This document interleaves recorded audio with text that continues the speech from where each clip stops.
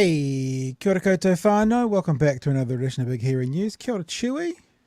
How you doing, mate? You look like you've got your mid-90s Nirvana kind of gear on, like grunge. You got your grunge look going on. Am I right? Am I right for the grunge look? That's exactly what I'm going for. My time has come again.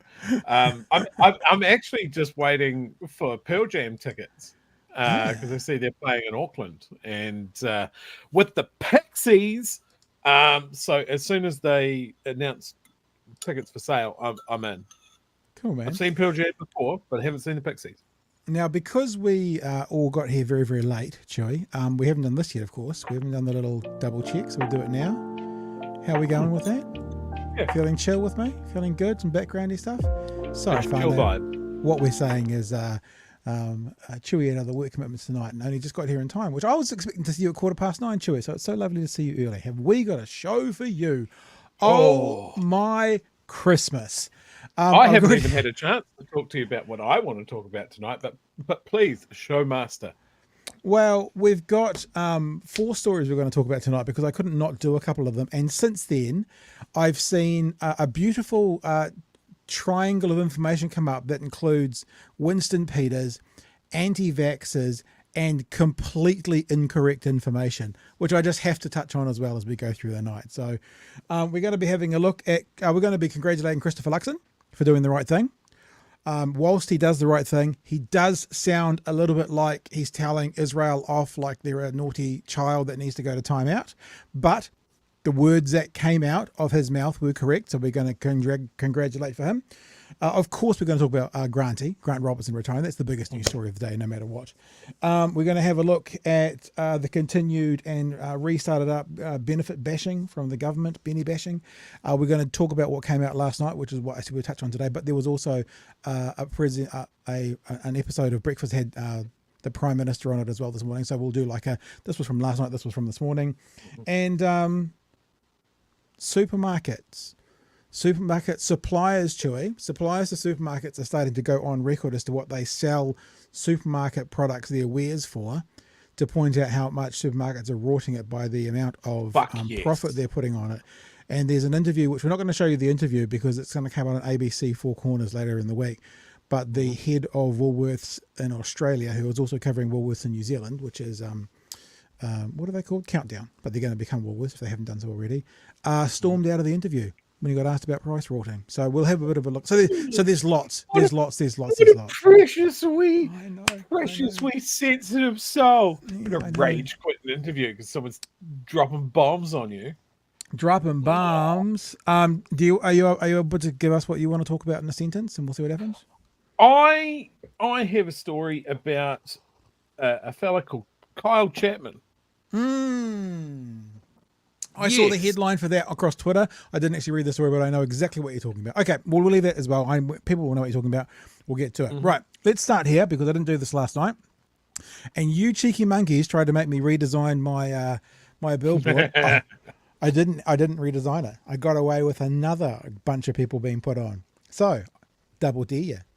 Give me more names. Make it harder for me next time. So we want to say a huge thanks to Cult and to Nathan Ryber, who signed up as producers on I think on Friday, but certainly Friday or over the weekend. Lovely to have you on board. Thank you so much. And then over here, we've got Banterius Lemon, who signed up to be the fuel level. Yep, thank you very much, Banterius Lemon. And that's Chris McLaren, upgraded from a coffee runner to a patron as well. I think that was it. There was 4. I think there was 4.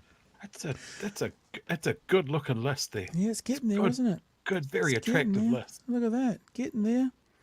But you did well, Fano. I had to do a bit more squeezing. If you can notice, they're all the fonts the same size, but they're getting a little bit closer together. But you haven't made me redesign it yet. That's the challenge. Can you make me redesign it? Well, you know how that works. You just got to do stuff. Come and be a part of the team. Come and be a part of the whānau. Come check us out at Big Hairy News. Patreon.com/Big Hairy News. And I don't know why my numbers are in American numbers. I'm not sure why that is, but you know, that's what it says. That's what the things are. They're not. That's not New Zealand dollars. I don't know why it's not New Zealand. It's not New Zealand dollars. I've obviously changed something somewhere, and that's at bighairynews.com. It's the wrong email address. It is patreon.com/Big Hairy. That's smooth. Yeah, man. No one noticed that. Okay, let's rip into it. Unless there's anything else you want to tell us about, like what's the latest? I got some very. I can't tell you this tonight. Remind me to tell you after the show too. Some very exciting news about. We have a friend of the show going to be joining us in the merch store. Ooh. I won't tell everybody this tonight. I will probably tell you tomorrow because we'll nail it down. But I'll tell you after the show too. You remind me to tell you. Okay. But a friend of the show coming on to bhnshop.nz. Is that the name of the website? I can't remember. Who knows? Find out. Who knows? Find out tomorrow night. Dun, dun, dun, dun, dun, dun, dun. Oh, I got to start with this. I got to start with Winston Peters. It's actually quite a quick one, right? But it's just fucking hilarious. You know how I always say conspiracy theorists are always wrong, mostly.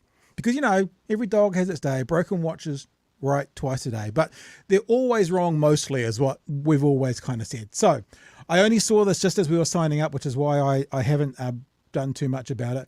Winston Peters has got on an absolute tirade on Twitter some stage today. Oh, no. And he's been saying this. Allow me to bring it up. So this is Winston Peters. Look, it's a real tirade, real long one. Oh, I'll read.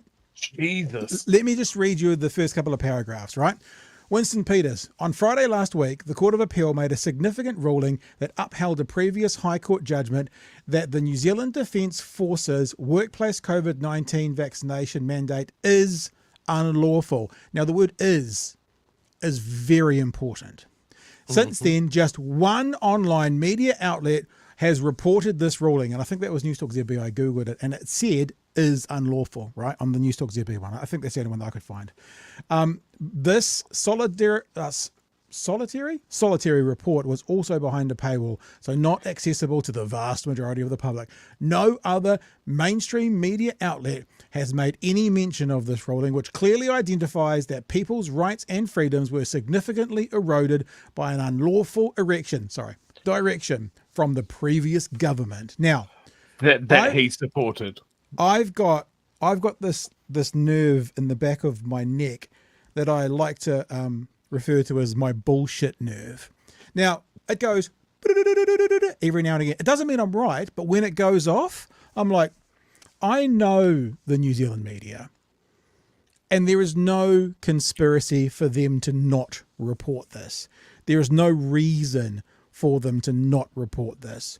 Why have they not reported it, I wonder? And as you can see, some cheeky monkey here got onto Winston's feed and says, never let the truth get in the way of a good story, eh, Winston?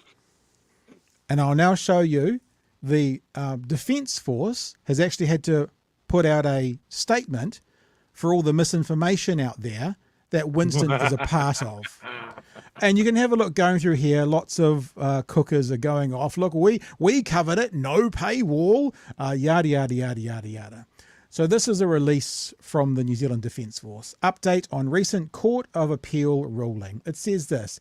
It is important to clarify what this ruling means and, more importantly, what the ruling doesn't mean in the context of the New Zealand Defence Force COVID-19 vaccination requirements in the DFOT. In some reporting, this has been confused with COVID-19 vaccine mandates, which is incorrect.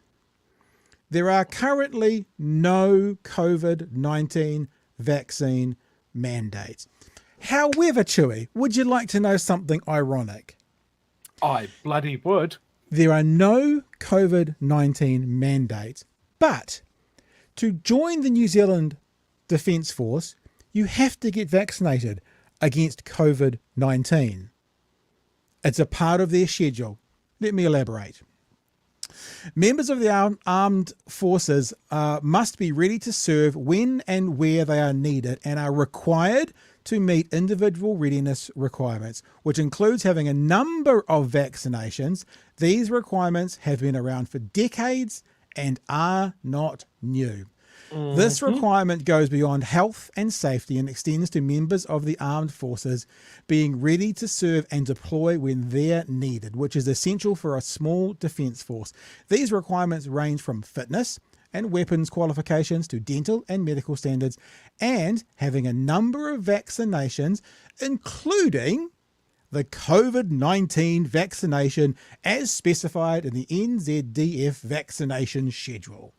The COVID-19 vaccine has been a part of the New Zealand Defence Force schedule of required vaccines for uniformed there's a Freudian slip, for uniformed personnel since mid-2021. Being fully vaccinated is a condition of service, and the Chief of Defence Force sets the conditions under which a member of the armed forces can serve. In 2022, a High Court judgment, Yardley, overturned the government mandate for New Zealand Defence members to be vaccinated, but did not preclude the Chief of Defence Force from setting internal vaccination policies, just as many other employers and workplaces have set.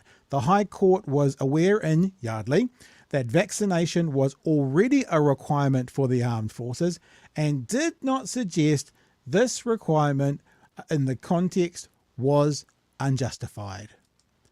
So, a lovely meeting point that has Winston Peters, anti-vaxxers, wrong information. And one more thing for all you anti-vaxxers who go, I'm going to join the Defence Force now because the mandates are gone. You will be required to have a COVID-19 vaccine if you're going to join. Any thoughts, Chewy? I thought it was a beautiful story.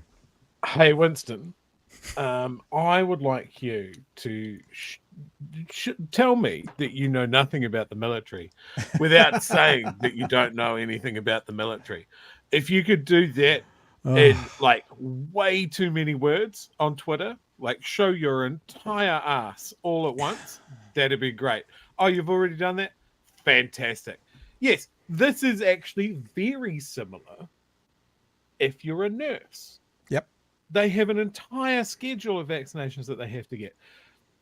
NZDF have to be ready to deploy wherever. They've got a huge amount of vaccinations that they get to be active service.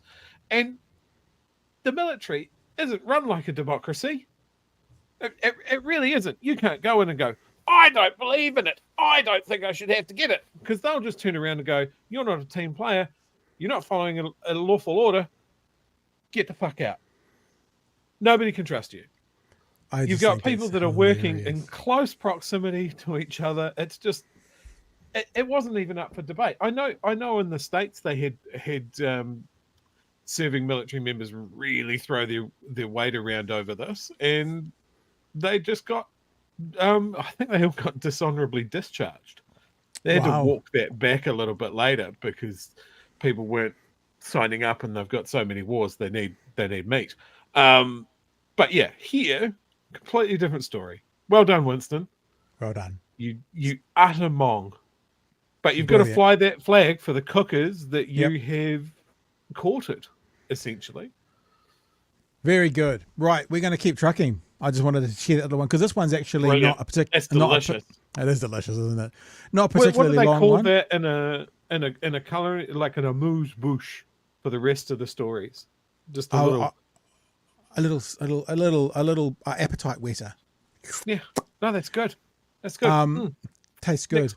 This one's pretty good as well. Look, I mean, credit where credit is due. These guys sat on their hands for too long when it comes to Israel and Gaza and the goings on there. But the Prime Minister has come out again today, making it very clear that we do not want Israel to enter Rafah. Making it very clear. He was actually speaking quite clearly. So, credit where credit's due. It does. I mean, I'm genuinely not trying to pick holes in it. I'm not, because the correct words are coming out. It does feel a little bit like, okay, Israel, you need to sit on the naughty step for a while. It does feel a bit like that. But as I said, the correct words are coming out. So congratulations have to be offered. Let's have a listen. When I looked at reports this morning. Yeah, you said that you hold concern, you don't want Israel, but they have launched airstrikes into Rafah. So do you Well, there has been a rescue mission of 2 hostages that has led to civilian deaths, and that's a real worry and a concern. I am actually not at the right place. I wasn't at the start. Sorry about that. I'm not sure what that happened. So let's just start this again. When you see this on a clip tomorrow, all of this will be gone. Here we go. Yes, well, I've had conversations, obviously, after the press conference yesterday and through most of last night. But what I'd say to you is our position stands. We do not want to see Israel undertaking operations in Rafah. We want to make sure that there is massive security and safety for those civilians. We are deeply concerned about it. We're asking Israel to stop and think about the consequences of what it's doing. And I think that's a bit that feels a little bit like time out. Israel, stop and think. Israel, stop and think. Stop and think about the consequences of what it's doing. And I think you've seen that consistently even expressed overnight when I looked at reports this morning. Yeah, you said that you hold concern, you don't want them to do it, but they have launched airstrikes into Rafah. So do you... Well, there has been a rescue mission of 2 hostages that has led to civilian deaths, and that's a real worry and a concern. And so what we're saying very clearly is, we're asking them to stop operations in Rafah, make sure that they can keep those civilians safe. And as I keep saying, we all want to see hostilities cease in the region, and for that to happen, both sides need to show up and actually get around the table and actually have a humanitarian ceasefire initially to move to a permanent, sustainable ceasefire. That requires Hamas, not just Israel, but Hamas has to do some things too. Stop the indiscriminate attacks on Israel and the missiles, and also release hostages. And we also expect Israel to uphold its obligations as well. And I put those 2 messages up so we'd see them. Too little, too late. I'm not going to say too little, too late. I am going to say too late, because the opposing thing would be nothing at all. So credit for using the right words. I agree that it's taken too long to get to the right words, but they are the right words now. So too late for sure. I'm not going to say too little though, because if anything that any country does that potentially had the ability to put more pressure on, the last layer of pressure to save innocent lives, not just in Gaza, but also in Israel, but primarily in Gaza, because that's where they're being killed, then you got to applaud it. You got to say, even if it is too late, it's not too little, because too little would be nothing, and it's not nothing. That's where I would say, where I'd stand, Chewy. Yeah, that's accurate. It's not nothing. It always feels weird to see Luxon essentially cosplaying a statesman. Like it's not genuine. He seems like he's following a guide, but maybe he YouTubed it before he went out there. What words to say? How to be a leader. Thesaurus. Yeah, it's not nothing. No, it's not nothing. We just have to. No, we have to be careful. Right? We have to be careful, right? I know all of us want to, like you said it, that he always comes down on the wrong side of things in a conversation we had last night, because I did it as a clip. This time, too late. He's come down on the right side of it.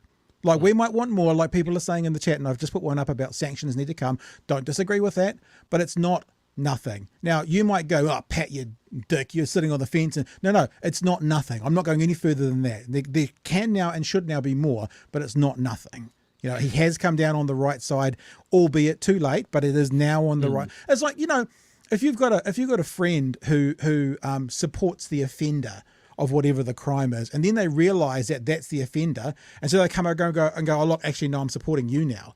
They've made that move at some stage to be in the right position. That's what Luxon's just done. Now, those are the words. What are the actions going to be? I also want to know that, Joey. Yeah. And the other thing, and we'll never see this because this is behind the curtain or whatever, but if you're going to stand there and go, hey, look, we're not happy about this and Israel should do this, I hope that they have at least discussed, either just here in New Zealand or with the other countries saying a similar thing, of like, what if they don't stop? Yeah. Yes. What are the next steps? Because that prevents what we've had now of like, fuck, it's taking too long, and people are noticing that it's taking too long. Yeah. So it could be sanctions. It could be UN action. It could be throwing our weight behind the International Criminal Court case again. But yeah, we Israel is no friend of New Zealand. Like, they aren't a close ally. We haven't had a close relationship. They've done some pretty sketchy stuff to us in the past. I don't think we really need to walk around eggshells on this when it's just such an egregious overstepping of any sense of justice or right or wrong. The massive overreaction that it was a couple of months ago is still the massive overreaction now. Like I saw a figure of 12,000 children. Yeah, Like and that's mind-boggling. That and is the imagery is World revolting. Series leader, war crime, genocide sort of stuff. And getting them to stop is one thing, but what are the next steps? Yeah, no, and I agree with you. So look, I'm not giving Luxon a pass. Right, he's sorted now. No, nothing to worry about. Today, he's made the right words. I mean, some people are being a little bit ridiculous on what we should do next, but maybe put it out there, get the Māori battalion involved again. Maybe or maybe not, maybe not. But yeah, I think now. Because it's, I mean, like you think about it, he talks about maybe he doesn't talk about it, but he's talked about it as the great negotiator. This is basically, you've put your offer out there, which is, come on, pull your head in, Israel. If the other party rejects your offer, there needs to be something else. Now, whether that's more words or whether that's sanctions or whether it's, getting rid of the Israeli ambassador, whatever, something else. Making an official statement at the UN versus making a statement from the halls of Parliament and the media scrum. There can be more. It can escalate from here. But we have to say, I started this one as well because you guys are hilarious. It's like, I don't quite agree with JK. It's not 0.0001. I think it's a bit more than that.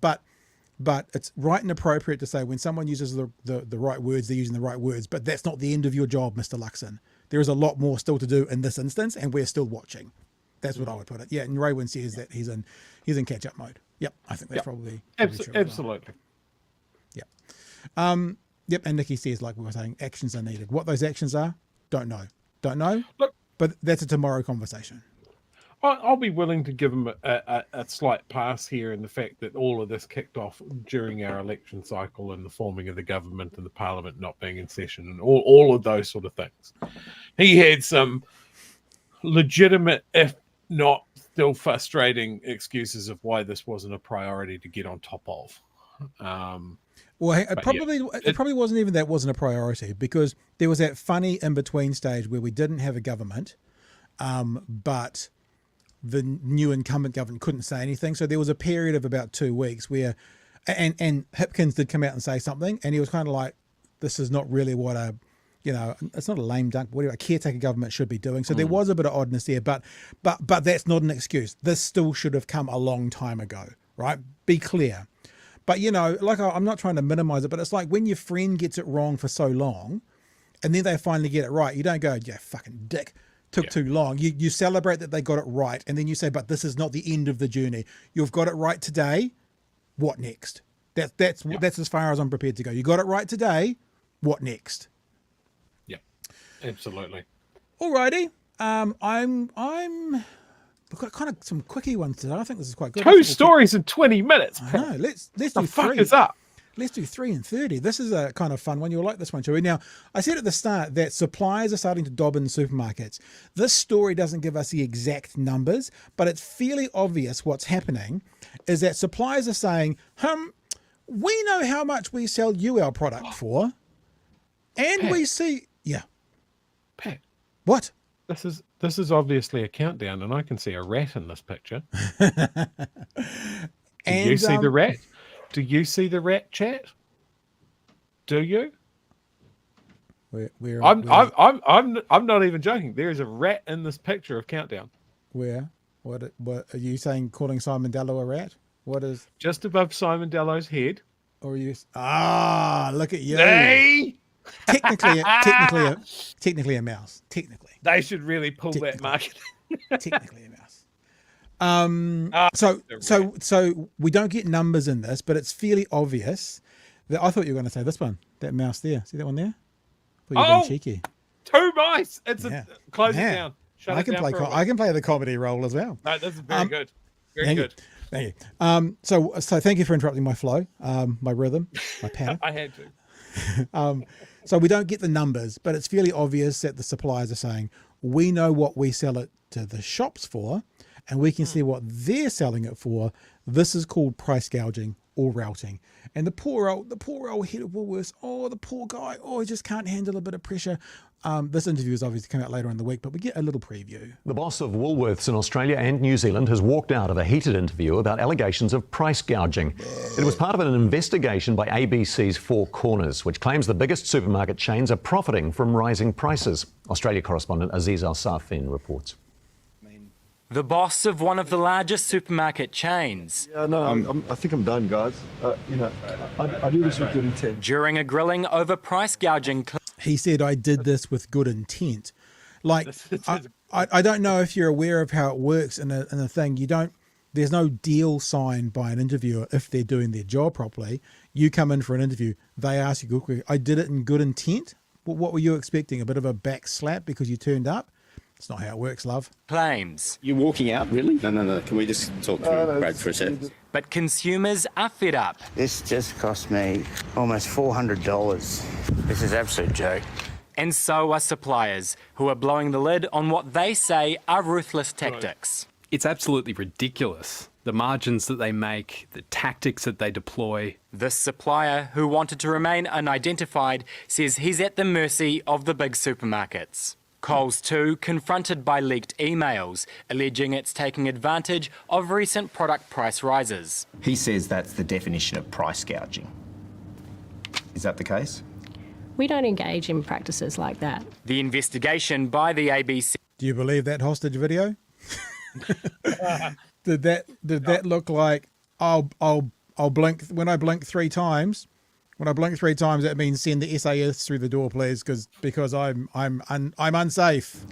We don't engage in practices like that. The investigation by the ABC claims to have evidence Woolworths uses similar tactics, hitting customers in a cost of living crisis. Now, we asked Woolworths, which owns Countdown, how concerned Kiwis should be about its pricing practices. It said that it worked with the New Zealand Grocery Commissioner and complied with the new supply code. It strives to offer customers good value whilst also looking after its suppliers. Compared to Australia, New Zealand's supermarket sector is even more concentrated. So Foodstuffs and Woolworths controls 80% of the market. That means that competition is really low, and in turn, historically, it's been proven that the prices that shoppers have been paying is far too high. All eyes will be on tomorrow as Woolworths announces its half-yearly profits. And come next month, Australia's big 4 supermarkets face a Senate inquiry. Walkouts there harder as they face tough questions over pricing practices. Aziz Al-Safin, One News, Sydney. There you go. So, as I said, it's a bit of a quickie. I actually thought when I saw the heading, I thought it would be something about the rats. Like, I thought that's what it would be about, rats and mice, but that was obviously the Australian, and so it was more about, like I said, they didn't give us numbers, but it's fairly obvious to see that the suppliers are saying they're ripping off the public because we know what the price difference is, Joey. And look, if that's happening in Australia, it is 100% happening here. 100%. As I said, our supermarket market is more concentrated, and the suppliers have even less choice of who they deal with. And this is something I've said all along when we're talking about the supermarkets. They are gouging the consumer and they're gouging the supplier. They're clipping the ticket on both fucking ends to their benefit. And our previous government had fired a shot across their bow of like, pull your head in or we're going to regulate. Now they've got a government that absolutely won't regulate. Absolutely won't, unless there's such an unsustainable public outcry. And if this government that said that it was 100% focused on the cost of living, the single biggest thing that taxpayers will notice is their supermarket bills going down. And I'd love to see it if the government just came in and goes, okay, Foodstuffs, Woolies, whatever, you need to lose 1 out of every 3 supermarkets. You need to sell them to us, and we're letting someone else in. We're giving them your supermarkets because you won't do it. We've done it before. We did it to Telecom. Yeah. We broke them up because they had an unjustifiable stranglehold on the telecommunications landscape in New Zealand. And we've talked about supermarkets for so fucking long and nothing has really shifted the needle. Yeah. And Woolworths is just having an absolute nightmare at the moment. Yep. They've got rats and mice in 2 South Island supermarkets to the point where they've closed them down. They've got potentially a massive invasion of privacy in their new loyalty card, tracking voice, facial, and number plate details, so you can save a couple of bucks on a bag of Arnott's shapes. What the fuck? I like it how you've got a product in the forefront of your mind to then say this is what the savings are going to be. Arnott's shapes. That's what it's going to be. I love chicken crimpies, and that will get me to give away my facial, voice, and number plate details. Save some money on some chicken crimpies. I'll be honest. Some people in the chat were just asking when it was on. It's on Monday nights, but maybe it has actually been shown, because this one's here says superpower, the cost of living with Coles and Woolworths. So maybe it was shown on Monday. That doesn't make sense to me though, because if it was shown on Monday, today's Tuesday, that the news would have had more than just the walkout. But maybe it is. Maybe it's already up there. So you can go look at it yourself. Maybe I'll look at it tomorrow, and maybe I can, if there's more to see, we'll bring more along tomorrow night. If your profits are so high that they need to come up with another term for them, like profits is not enough, we have to call these super profits. Yeah. You are taking the piss. And we had a very good comment here. Where is it? Dave 247. The reason it's price gouging is because profits have gone up. If the profit levels were the same, it would be inflation. But as it's record profits, that's not it. It's not inflation. It's these guys taking the piss out of both sides, the consumer and the supplier. This could be an appropriate time to mention the interview that I did this afternoon with Dr. Jeremy Walker, because it's really about money, making money, profits, super profits, what he was talking to me about. Dr. Jeremy Walker is an academic from Australia, and he is, I'm going to call him an expert, certainly when it comes to being published and stuff on the Atlas network. He has done a lot of research. He's done a lot of looking at what it's all about and what they're doing. These are the photos on his Twitter feed, the ones that have got David Seymour and stuff in them. And we talked for about an hour and 15 minutes about the Atlas network. And one of the things, it actually made me feel a lot better for one thing. So basically, the conversation that you're going to see on Thursday night is about an hour and 15, and it features the history of Atlas back to 1930, all the way through the 50s, what the oil barons and the Rockefellers and other people all had to do with the origins of it, the Koch brothers at the moment, and a big part of it. And of course, a good look into what's happening here in New Zealand and what could be happening and how it normally works. We also look at a little bit of that Mickey Forbes interview with David Seymour, and I get Dr. Walker to talk to it. But one of the things he said, which resonates with me, it resonates with my Twitter feed actually, was what the Atlas Network has been able to do is so like put terminology out there that then gets picked up by the average daily person and then gets used. So a think tank or a vested interest will start using a phrase, for example, Chewy, a ute tax. And then that phrase gets used by several think tanks who have academics or politicians or respected people behind it. And then all of a sudden that phrase gets used by the general public. And they've actually actively, and there's documentation to show this, started to push back on people talking about the Atlas Network as conspiracy theorists. And what I have seen in my Twitter feed is all the average Joes and Janes posting images of tinfoil hats and stuff. So it's gone through the David Seymours, because he talked about it in Mickey Forbes. It's gone through the think tanks. It's gone through pushback for the Voice. And now your useful idiot is actually doing their work for them because it's become a part of their vernacular. So when he said that to me, I was like, oh, and I went and had a look, and I just saw a conversation that just said, oh, you're a conspiracy theorist. Oh, you're a cooker, Pat. Oh, how embarrassing that these guys are cookers. And it's like, it's a deliberate plan that they've planned at the top. They've fed to their politicians or think tanks who have pushed it to the public, and it's now become part of the vernacular. The ute tax started in Australia, Chewy. wasn't a New Zealand thing. It was an Australian thing. It started there, and it came to New Zealand because we started talking about, clean car rebates and stuff. So it came to New Zealand.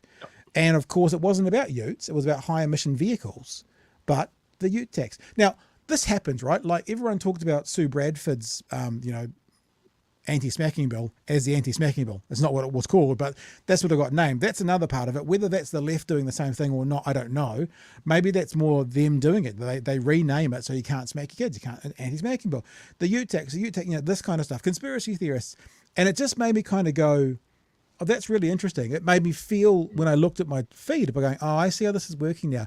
The other thing he said is, we talked about, and actually this was off here afterwards, we talked a bit about responding to people on Twitter, and you guys know I don't really do that very much, but when you do, and someone, like I did this one to someone was a cooker, and I said, oh yeah, but I put the line together of, Seymour being a graduate of one of their courses in 2008, traveling because of an essay, yada, yada, yada, and you get no response. And he said something interesting. He said, yeah, because one of the things that Atlas Network and these groups are doing is they are actually setting up bot farms to trawl through the internet to find those keywords and to automatically post something. So sometimes you'll get a response from something, an attack or something like that based on keywords, and there won't be anyone there to respond anyway.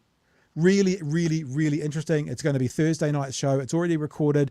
I'll edit it up tomorrow, do some clips and stuff as well. I've got a family member having a small procedure at the hospital, so I want to be available for them on Thursday night. But it's a great chat, and I'm sure you'll love it. And it's just, him, every 99 words he says, I say one. So it's just a real good, he's an academic, so it feels like that. It feels like a real good history lesson and a look at what's happening with this group. The other thing he said, Chewy, was no one in the world's talking about this. New Zealand's actually leading the way, talking about, he says it in the conversation, the first rule of the Atlas Network is don't talk about the Atlas Network. Yep. So what we're doing in New Zealand actually feels like it could be something that could impact other countries by talking about it. One of the reasons the Atlas Network wants to push back on things like, there's what we were talking about the other night, the mining that's coming through. People are looking for mining.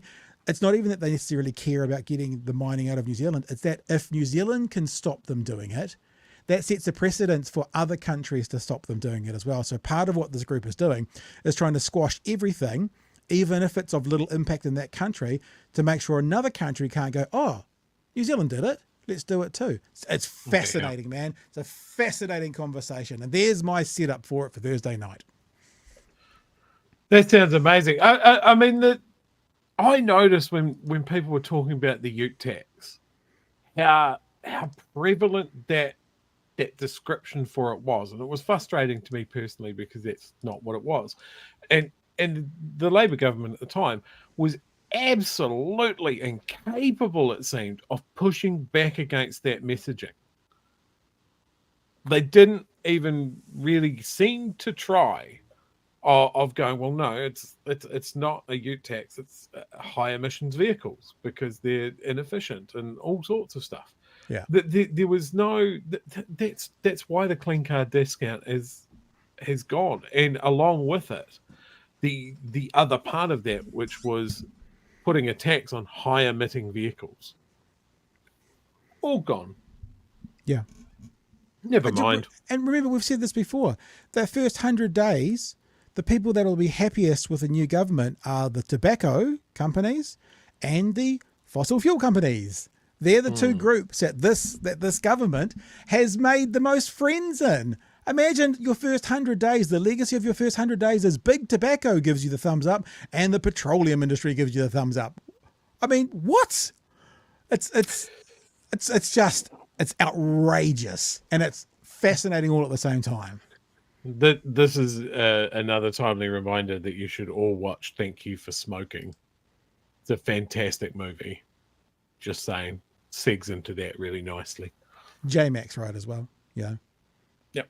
So it's those three groups. Yep. Free Soul says, and mining companies. Yep.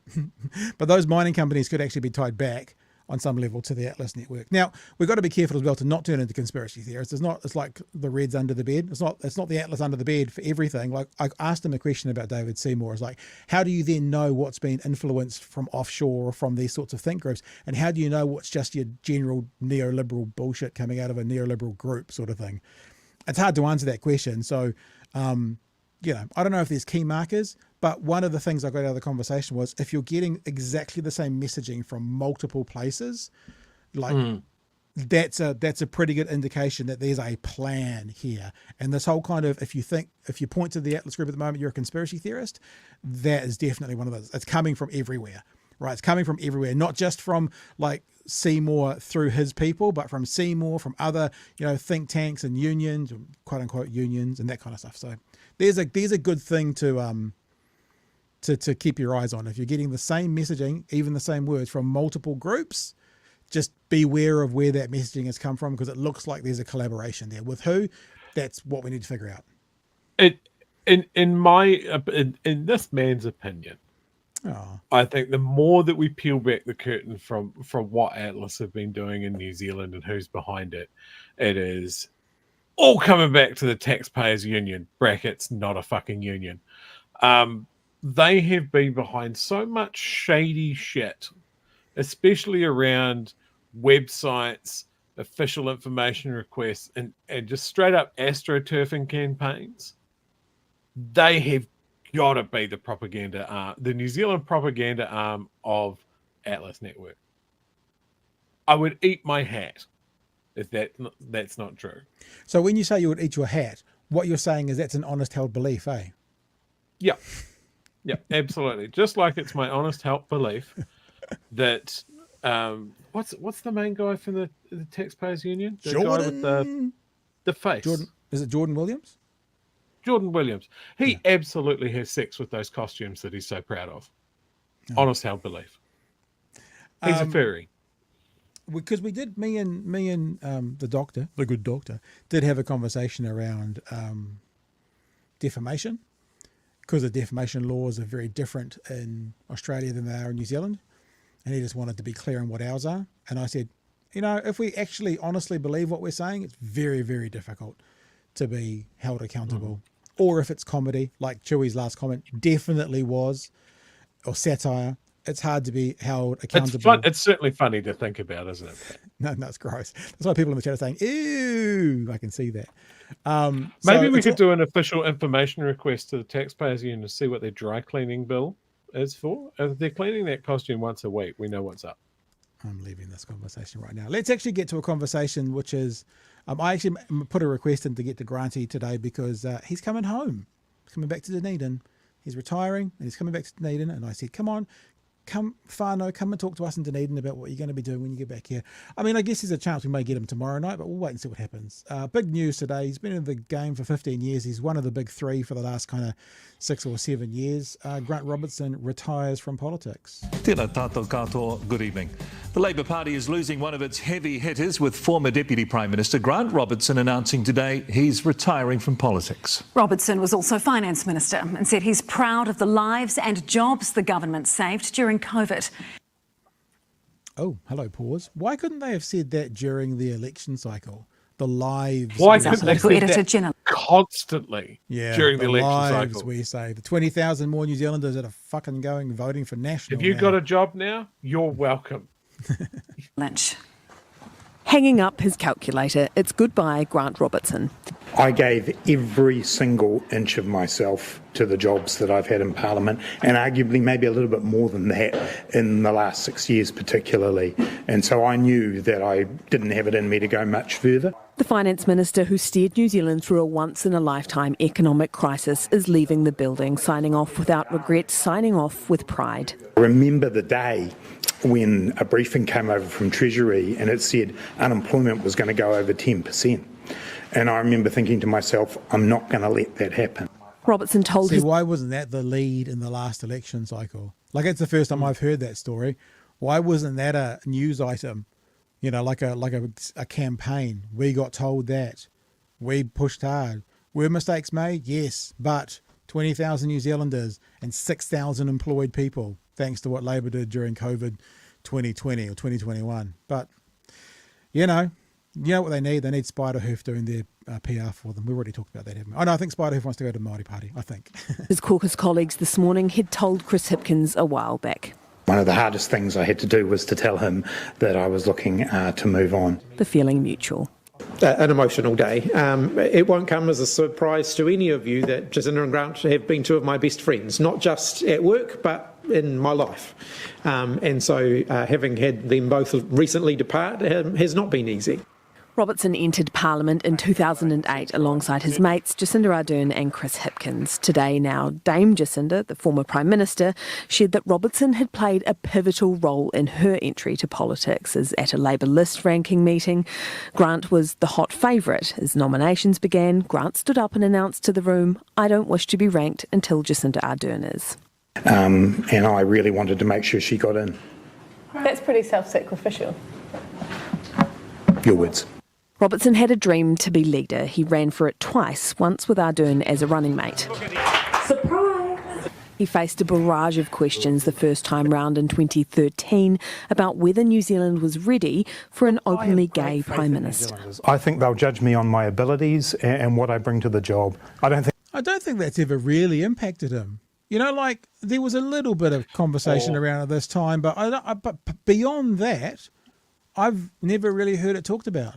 Like for one cycle, but then beyond that, I do remember it being when his hat was in the ring, that it was being discussed of whether that was a bridge too far for some segments of Labour support base, primarily the more conservative Pacifica parts of Labour's support base. And I don't know if that was just a cover for people that were just like, ooh, gay.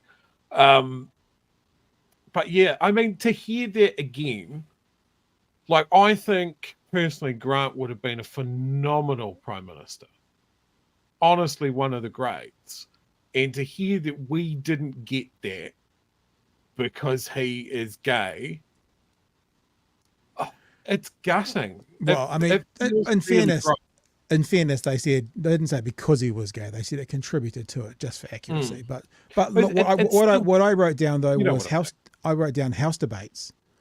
Like that's actually what Labour's losing, because we were talking about it last year. It's like, wait till Grant gets them in the House. That's actually one of the huge things that I think Labour's going to lose in this, is that. I mean, he's not like the Trevor Millard pit bull, but he's in that vein to go after someone with the facts and figures, and they talk about his vast knowledge when it comes to the political game, and I think he'll be a huge loss in that part of the political scene. Yeah, I heard this news today and I was gutted.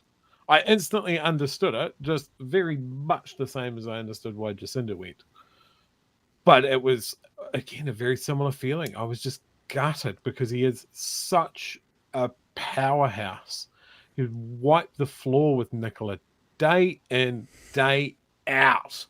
It'd be like that Simpsons meme where there's just a kid crying. He's already dead. And I don't know much about his replacement. There is a comment here from the MD in the chat. He seemed like such a genuine guy. I don't know much about Barbara Edmonds, his replacement, but she sounds like a powerhouse and very experienced, hopefully to challenge Nicola. I think that they talk about her as a tax expert. So there's some good background when you talk about it. Shall we keep going, yeah? I mean, I'm happy to see that Grant's coming back to Dunedin. I'm happy he's got a position at the university. I think this is going to leave to steal a phrase from Nicola, or reference a Nicola Willis phrase, it's going to leave a huge hole in the House. But let's keep going. He doesn't hold any lingering regret about not getting the top job. I'm very proud of what I did do and the role that I played, particularly in supporting Jacinda while she was Prime Minister, is, for me, a really big achievement. Entering Parliament was far from his first foray into politics. He worked in Helen Clark's Beehive and before that, student politics as the Otago University student president in the 90s. This is an occasion to tell the National Party today is not for tax cuts. It's like he hasn't aged a day. Looks exactly the same. Same hair, same everything. 30 years on, his messaging hasn't changed all that much, and he's coming home, back to Otago University to take up the role as Vice-Chancellor. I'm super excited about going home, about going to an institution that gave me an incredible start. It made me for my career. Hipkins has appointed Barbara Edmonds into the all-important and coveted finance role, a tax expert, the first female Labor finance spokesperson. And the reason why I came here was to provide a voice for those who are most vulnerable. So I ask myself that every day, and that's what fuels me. Robertson leaves the Labor Party searching for its meaning, a party that got walloped at the election. I've got a job to do. I've still got plenty of fight left in me. I'm still feeling very energised about the job that I've got ahead. I have great faith in Chippy and in Carmel and in the team that Labor has here. With his two best mates gone, the task for Chippy just got all the more challenging. That's it. We'll leave it there. Sorry, I'm doing two things at once. I mean, talking about debates in the House, I've seen a couple from this week, and Chippy is holding his own. But again, that is in comparison to Luxon, who's just very bad at it. Very, very bad. Yeah.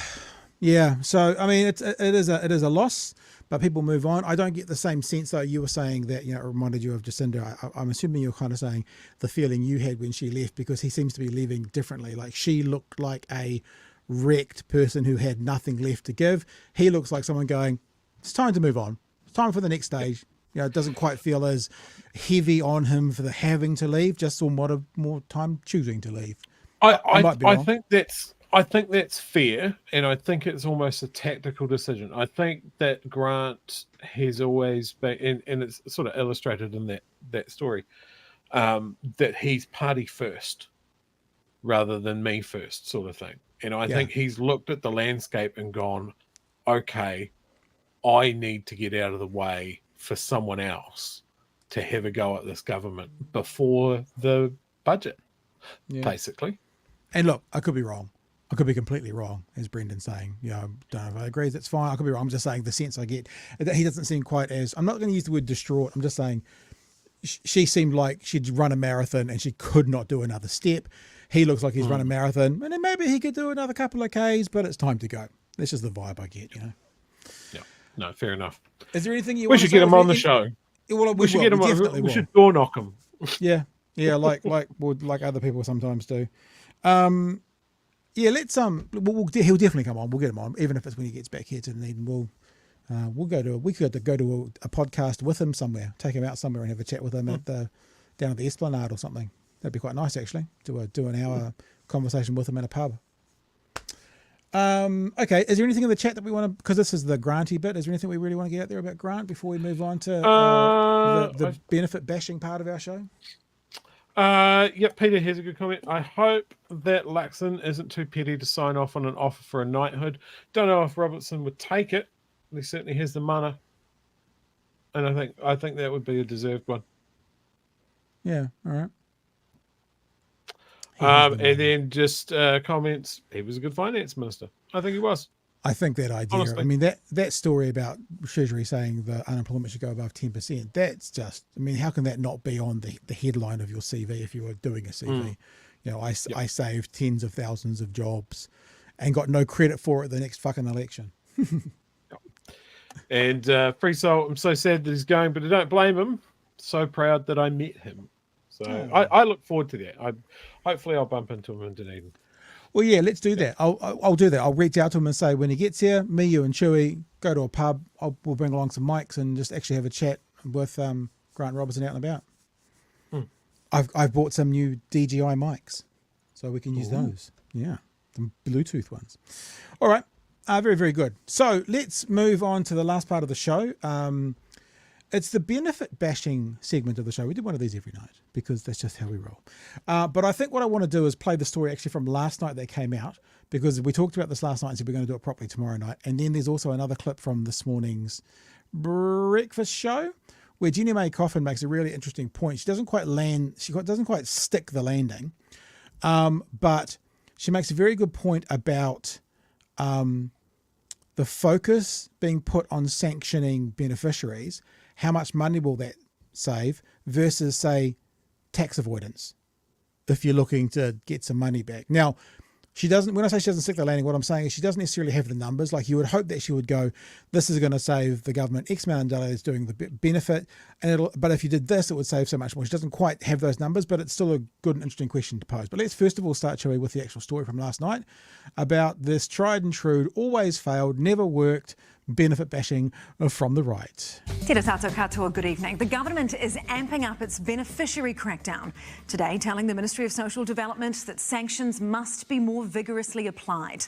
From June, all people who have been on a job seeker benefit for more than 6 months will be automatically signed up for check-ins to make sure they're applying for jobs. And if they don't attend without good reason, they'll be punished.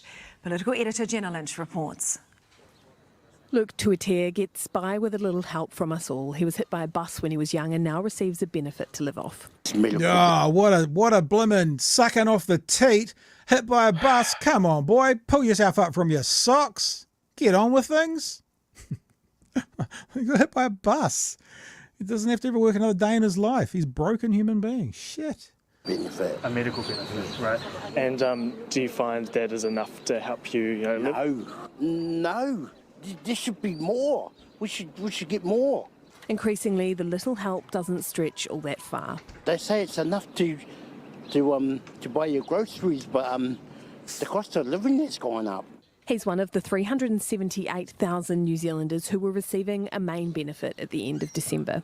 About 190,000 of them are on what's called the job seekers benefit, people who are ready to work, a number National wants to slash. People who actually are on job seeker benefit, they are deemed by the government to be able to work, can work, should be working. That's fucking so today, not the minister true! fired off a letter to the... Go for it. I've stopped it. You can go crazy. It's not true.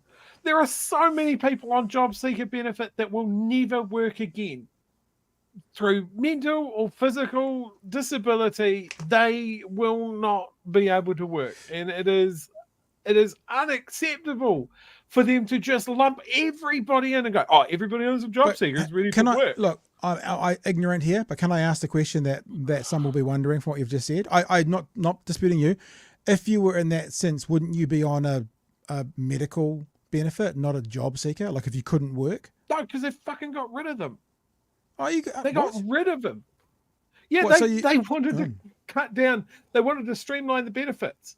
So they rolled everything in to job seeker. So now when they're talking about hauling people in for these checks, are you applying for a job? You've been on a benefit for more than 6 months. Has your fucking autism got better? Yeah. Has your chronic illness gone away? Are you still in that wheelchair because your legs don't work? Just checking in, just fucking you around every 6 months until you die. Like it's bullshit. I'm super sorry if I don't understand it, but let me just read out. These are, I've put MSD kinds of benefits, and this is what comes up. Job seeker, and it's got disability allowance. That's not obviously a full thing. Urgent costs, clothing, emergency benefits, student loan, community card services, youth payment, child subsidy, solo parent, supported living payment, income support, accommodation supplement, and disablement pension. So yeah, maybe that is the case. I'm ignorant. Put my hands up. So the sickness benefit used to be the one that was held up as being, these people are moochers. Like, are they really sick?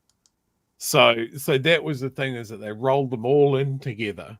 Right. So they could go, look at how much we've cut down the sickness benefit lists. But we've moved them from column A to column B.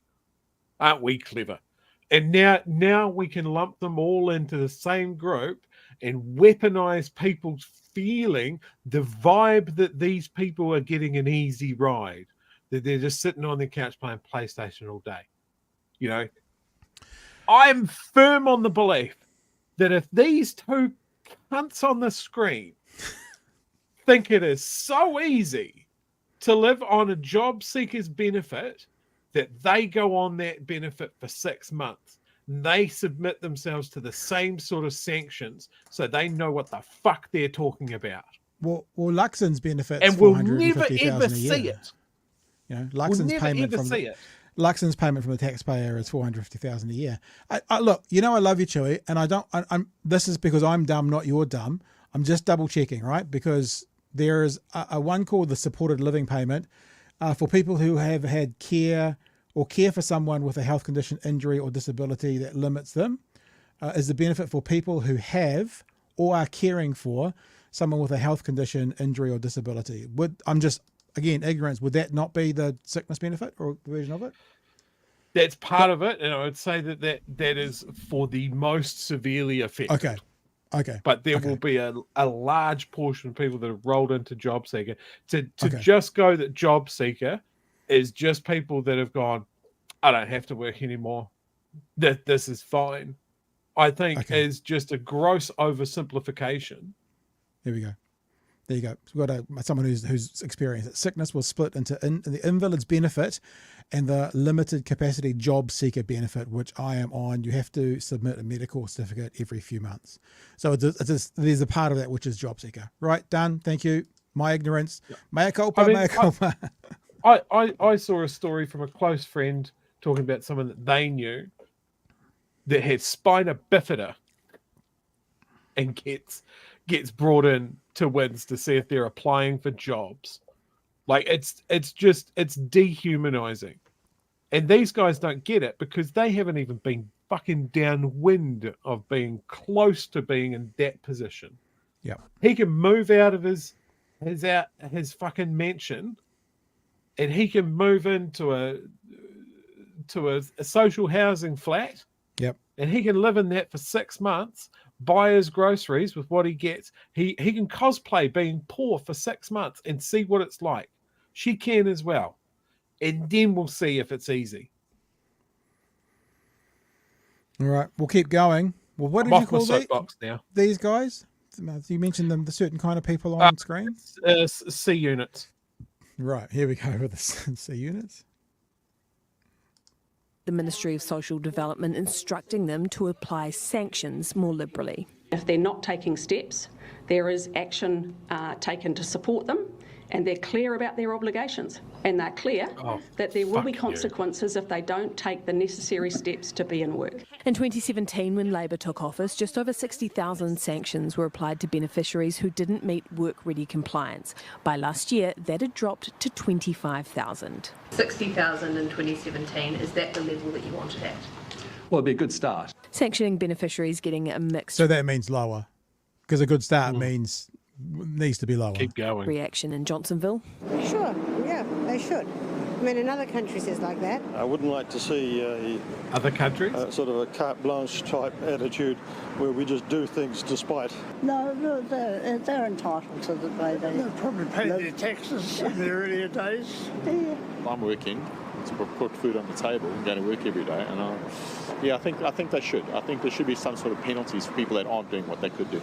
The government says it's about breaking the cycle. The vast majority of beneficiaries are doing a great job. They're holding up their end. They're doing their obligations. But for those that refuse, I'm sorry, we're not going to be apologetic about making sanctions come into play. And there's more to come. A traffic light system determining who gets hit with sanctions will be introduced later this year. Well, right, that's story number one. We are going to go straight back to, that was from last night, spelling it all out. This morning on breakfast, I mostly want to show this because of the freeze frame. I don't really care about the video, but I think the freeze frame's enjoyable for me. Oh, old lipless. So Jenny May's asking, so this is from this morning, so this is a follow-on from last night, because he actually said it. He said it in that press conference. If most of the people are compliant, why are you guys putting such a focus on this as compared to other things? Then the conversation goes into, tax evaders, tax fraud, that kind of stuff, which, like I said, I don't think Jenny quite sticks the landing. I mean, we could go, if she had the numbers to her fingertips, it could go deeper into it, but it's a very good question to go, you're putting a lot of focus on this. There are probably other areas where you could save more money that you're not doing. Why? And the answer he says, which I find fascinating, and it's one of these things that you can then hold them accountable for, is principles. It's about principles, Chewy. So, okay. So we now have carte blanche to interrogate Nationals and Christopher Luxon's principles, because that's one of the reasons he wants to make sure all of those people aren't just sponging off the government, like half of 1% of them are, whatever. We'll go for this. So the question has been, if most of them are compliant, why the focus? Okay, so if most of them are compliant and there's only a small number that aren't, then, why is there so much focus on this then? Well, it's about a principle, Jenny May. We live in New Zealand and we have a society where we have rights and responsibilities. When you do things, when you're on tough times, we will always have a social security system and a social safety net. That's important and we're going to continue that. But equally, that's the right you have as a Kiwi. But the responsibility you have is to do your job and hold up your obligation, which is to be looking for work, training for work, preparing for your work. job as Prime Minister. And we're only just remember, we're not talking about supported living or sole parent benefits. We're just talking about job seeker unemployment benefits, to say at a time when we've got relatively low unemployment, worker shortages, you cannot have the perverse and obscene situation we had under the previous government, which is 70,000 more people on job seeker benefit that we desperately needed in the workforce. Okay, after a pandemic. After a pandemic. And remember, did that happen? Yeah. Did I have a gas leak in my fucking house and I imagined the whole thing? No, and the other thing, it's like maybe the third night in a row we've said this. Prediction of unemployment going up to get inflation under control. One of the markers to get under control is by unemployment to go up. So the prediction by Treasury is we're going to have more unemployed people, whilst this government is saying we're going to have fewer unemployed people on the job seeker. So if that doesn't terrify everyone, you need your head read. There's going to be more people who need the job seeker unemployment benefit, whilst National is actively trying to get people off the job seeker unemployment benefit, Chewy. I'm so glad to hear him talk about the rights and responsibilities of New Zealanders, right? I would think that the flip side of that, if he wants to talk about, you come on tough times, there's always going to be a safety net, but there's an obligation. You've got to get off it as soon as possible. I want to look at the other end of the scale. If you're a New Zealander that has made an ungodly, obscene pile of money, your obligation is to reflect that good fortune you've had by benefit of you being fucking born here.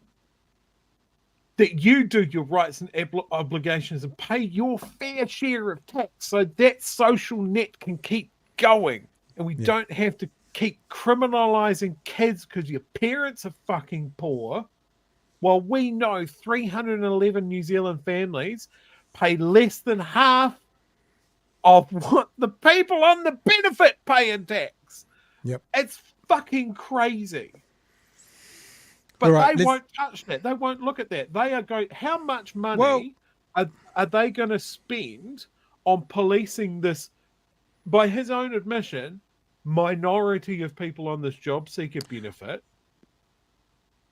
versus money saved?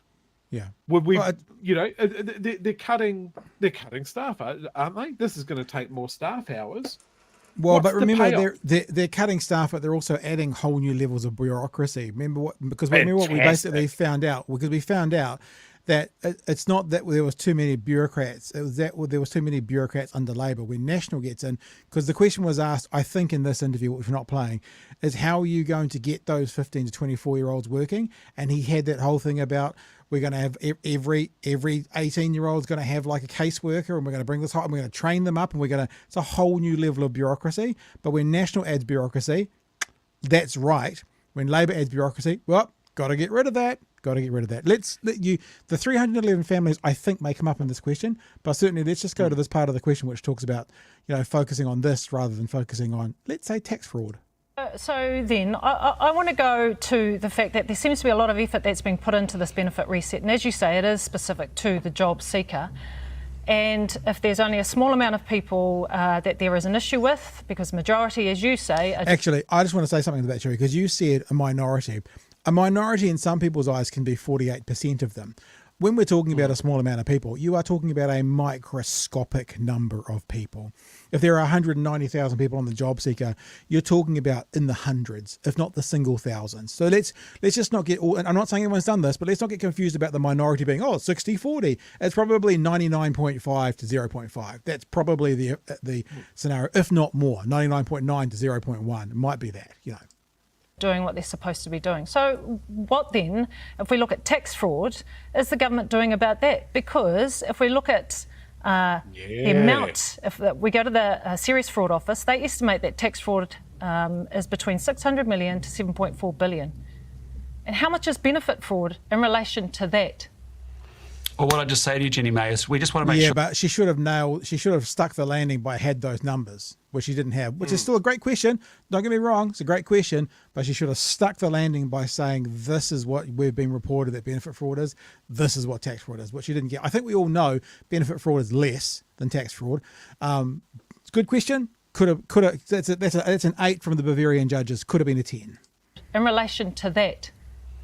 Well, what I just say to you, Jenny May, is we just want to make sure people are meeting their obligations, whether it's around taxation, whether it's around welfare, whether it's around a range of topics. Which he doesn't answer, you'll be surprised. That's a It's non-answer. gone from the Minister to the CEO of MSD, a 1.5-page letter, just saying, hey, we've got these laws around sanctions, let's make sure they're applied. With respect to tax fraud, that is something that we are very focused on, and we're very interested in increasing the number of auditors. That's we why have we've in heard IRD, so for much example, about it. to go That's after why it's part of our 100-day focus, eh? System. And I think that is right.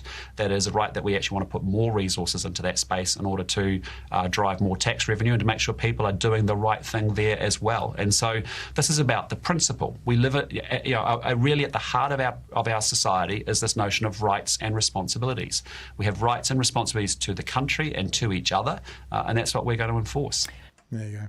Rights and responsibilities, that's what it's all about, Chewy. Rights I'm going to and get sick of hearing responsibilities. rights and responsibilities, rights and duties over the next year, aren't I? I think so. So that's the start of the program last night. We said we'd talk about this in more detail today. The story was they're going to put it, look, this is what National does. They're like, we'll put a colour-coded system in and everyone will fit into 3 simple bands, and if they don't, we'll kick them off. And basically got echoed again this morning. Pat, I can solve this. Yep. Nationalise something? I can That's solve not this. No, I am going to go into the IRD and I am going to form a crack squad of wealth hunting badasses. A mercenary squad. We'll get a cool uniform. There'll be fucking matching bomber jackets or whatever. We'll go through those 311 families with fine-tooth comb. And we'll start with Right Family Foundation. If you have millions of dollars to give to Oliver Plunkett, you need to be first on the block. You obviously have too much money and don't know what its value is anymore because you've bought yourself this turd processing factory. You need to pay more money into the public coffers so we can feed kids at school. We want to live in a utopian paradise, which is within our reach, but you're sitting on a huge pile of hoarded gold. The IRD is coming from you. Make people fear IRD again. That's what I want. I want people to just go, oh, I'm making too much money. I better open an orphanage or a food bank. Or maybe I should put my money into a New Zealand owned and operated supermarket. I don't know. Something. But these guys are like dragons sitting on, like, what's that guy Hart? You know, who's got so much money, he's influencing the Auckland council race because he's got land on the borders of Auckland Airport. Just not normal people doing normal things. I want to see that fella that got hit by a bus be able to afford something nice every now and then. Because life hasn't been kind to him. That doesn't take fuck all away from me, but makes his life immeasurably better. That's what everything should be. Like, what happens if they bring up benefits a little bit, to a more livable region? It's literally a couple of bucks in your tax off every single one of us. It's so minimal, but people focus on it. It's like that. It's problematic to bring him up, but Louis C.K., his program, and he had that excellent speech where he's talking to his daughter who was complaining that her little friend had too much. Yeah. And he goes, the only thing you should worry about is what's in your bowl, not what's in someone else's. Make sure that you have enough and that everyone has enough, not police someone that has nothing. It's just, it really pisses me off. You might have noticed. I was trying to help the show quite a lot when you talk about giving them a shiny uniform. When I went to an AI generator, I haven't been listening to you at all. Is what I've been doing. I've been on an AI generator, And I put in a superhero whose job is to catch tax cheats, and this is the image. That's not great. Not great. That's not great. Should have seen some of the other ones. They all look like Superman. I'm not entirely sure that. I for an aesthetic, I think we should look at Russian law enforcement. I want balaclavas. I want stab-proof vests. And it's obviously not not terrible, 'cause weapons, but calculators. But he's wearing a suit. Like you'd expect someone to be wearing a suit, and he's just got like a mask on, like a Magneto mask done in some style. Anyway, Taxman. I was listening. You was a good rant, Joey. All right, we did like 5 stories tonight. That's a amazing. lot. Yeah, and That's very it's good. not. We get a pat and on the it's head. not 1 a.m. All right, guys. Thanks for joining us tonight. It's been a lot of fun. It's funny you say that because sometimes news really sucks, but I enjoy being here with the chat to actually talk about the news and just let people know what's going on. Thanks to all our patrons. Remember, you can be a part of what we do by heading to patreon.com/Big Hairy News. If you're a lurker, I mean, we love you lurkers. If you've been around for a while, lurker, and you want to keep lurking for a while, that's cool. If you want to help us do what we do, then patreon.com/Big Hairy News is certainly a place you can go to be a part of it. Now, tomorrow night, back again at 9 p.m. Thursday night will be that special where I'm talking Atlas Network with a academic from Australia. And you'll probably find I will be in the chat for that as well, because whilst I will be looking after someone who's had a procedure that day, I will probably also be keeping an eye on the. But if I'm not, and anyone gets a bit cheeky out there during that one, old Kiwi Skirt will smash you. Hey, Chewy. Yep, absolutely. I've actually found that scene, and just ignore the fact that it features someone that masturbates in front of people in green rooms. But the actual phrase is the only time you look in your neighbour's bowl is to make sure that they have enough. You don't look in your neighbour's bowl to make sure that you have as much as them. Ah, nice. Some more breaking news. We may now have a couple of people of our whānau wanting to collaborate with us in the BHN shop. Maybe. Little tease. Stay tuned. We'll find out more about that as we go through the next few days. Mysterious. That's us. We're done. Love you guys to bits. Thanks for being with us tonight. We'll see you tomorrow night at 9 p.m. for another edition of Big Hairy News. Stay safe. Come back tomorrow night and bring a friend. Hooroo. Cheers, fam.